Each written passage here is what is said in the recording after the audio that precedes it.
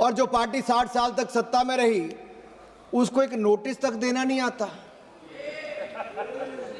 Notice में इतनी खामियां साहब कि स्पीकर साहब को बोलना पड़ा कि जाके नोटिस ठीक कर लो। फोटो कॉपी साथ में अटैच कर दी, साइन पूरे नहीं किए, एक के बाद दूसरा किया।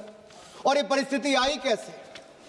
माननीय नेता प्रतिपक्ष जब बोल रहे थे 2, 3, 4 फरवरी को, तो उन्होंने उल्लंघन किया सदन के नियमों का। नियम 349, 352 और निर्देश 115 के तहत अगर स्पीकर महोदय ने उनको रोकने का प्रयास किया, सुधारने का प्रयास किया, तो अपनी जिद पर अड़े रहे।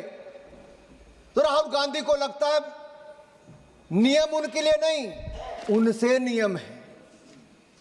एक परिवार अपने आप को देश के लोकतंत्र से ऊपर समझता है, देश के संविधान से ऊपर समझता है और इस सदन के नियम कानून प्रोसीजर से ऊपर समझता है। उस पे आप और मैं क्या कर लेंगे?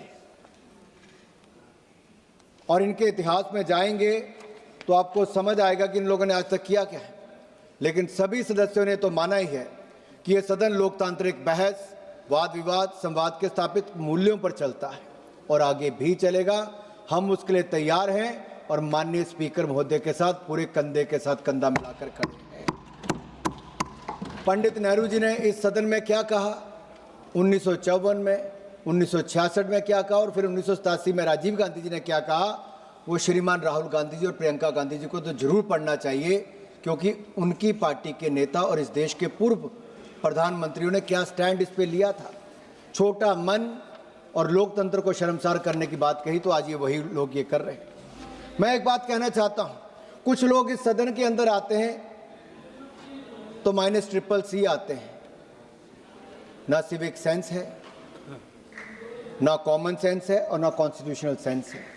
उनको तो आकर केवल उत्पात मचाना है। पॉकेट में हाथ लेके आते हैं। और आप ठीक कहा आपने निशिकांत, आप देखिए हम लोग जब लोकसभा के सांसद बने हमें बताया गया कि सदन के अंदर आपका व्यवहार क्या होना चाहिए।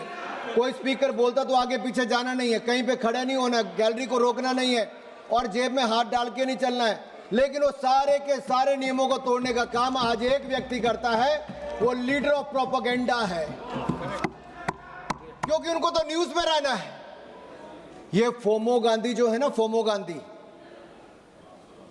ये फोमो गांधी, फोमो मतलब फियर ऑफ मिसिंग आउट।